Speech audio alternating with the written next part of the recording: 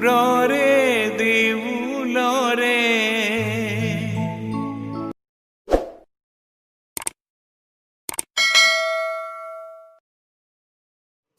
Welcome to AC official.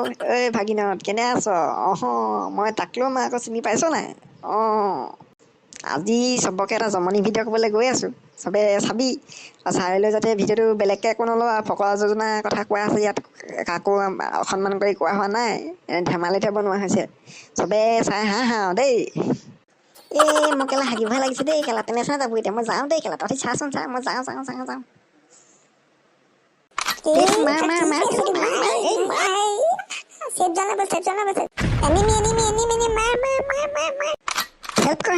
Help কৰে।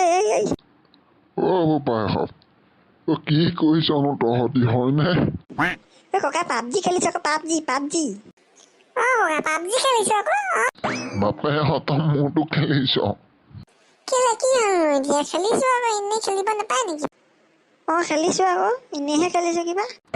পঢ়া শুনা ধান্দা নাই তহঁতকেইটা, আকৌ সেইবোৰ খেলি বৰবাদ কৰিছে। জহনিত যোৱাহঁত জহনিত যোৱাহঁত গোধা ককা মাৰিছে কেলে আকৌ আপুনি? কেলে মাৰিছে কেলে আকৌ আপুনি? আমি পঢ়ো নহয় কিবা, আমি পঢ়ি শুনিহে খেলিছো। হয় নেকি?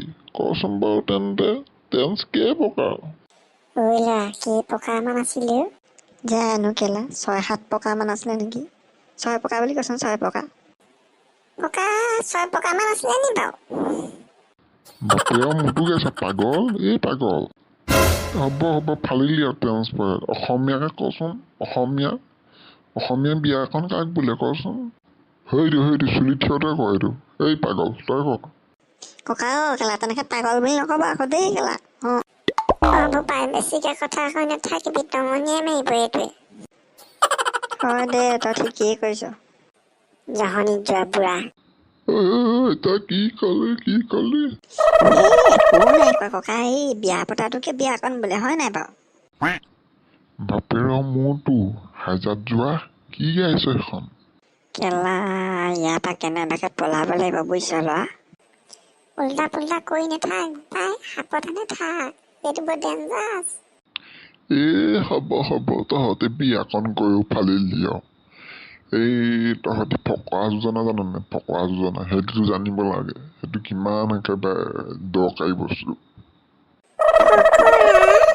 যোজনা ককা পাহৰি গৈছো নহয়। হ'ব যি জান সেইটোকে ক। কিবা জান নি বাৰু?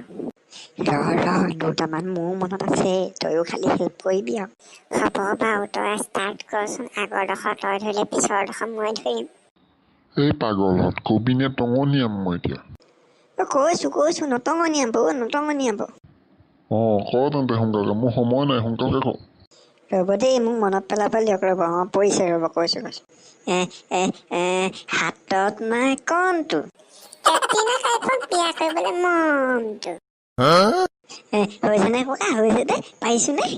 বাপেৰ মোৰতো গাইছ।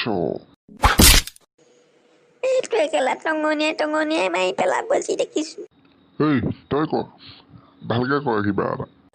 হে প্ৰভু বচাবা, কৃষ্ণ। মই এটা জানো। ৰ'ব কৈছো।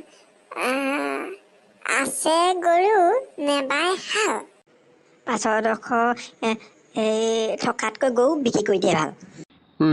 তহঁত দুটা মৰি নাথাক কেলে যি আছ তহঁত দুটা? ককা ৰ'ব, মই এটা ভালকে জানো ৰ'ব। মই এইটো কম ভালকে, আপুনি লাষ্ট কম আৰু ভালকে কম ৰ'ব। কি আছিলে সেইটো? মনত পৰিছে। শেৱালিক দেখি উঠিল গা, চামেলিয়ে বোলে মোৰ ফালেও চা। বাপেৰ মোৰতো এয়াকে শিকিছ তহঁতি, এয়াকে শিকিছ। সেই বালসোপা চাই এয়াকে শিকিছ। ৰহ, ক'ত পলাইছ গোধাহঁত? এয়াই হৈছে আমাৰ অসমীয়া সমাজ। এনেকৈ হলেতো আমাৰ অসমীয়া অস্তিত্বই নাথাকিব দেখোন। গতিকে আমি সকলো সজাগ হোৱাৰ প্ৰয়োজন হ'ল আৰু আমাৰ ভৱিষ্যত প্ৰজন্মক আমি উচিত শিক্ষাৰে শিক্ষিত কৰি দেশখন তথা সমাজখন ৰক্ষাৰ হেতুকে শিক্ষিত কৰি তোলা উচিত। ঠিক আছে বন্ধুসকল, আজিলৈ ইমানেই আছিলে। আজি আপোনালোকৰ টাকলু মামাৰ অহা যোৱা চলিছে, উঠিবই পৰা নাই। যদি ভিডিঅ'টো চাই ভাল পালে লাইক কমেণ্ট আৰু শ্বেয়াৰ কৰি দিব, আৰু লগতে ছাবস্ক্ৰাইব কৰিবলৈ নাপাহৰিব দেই।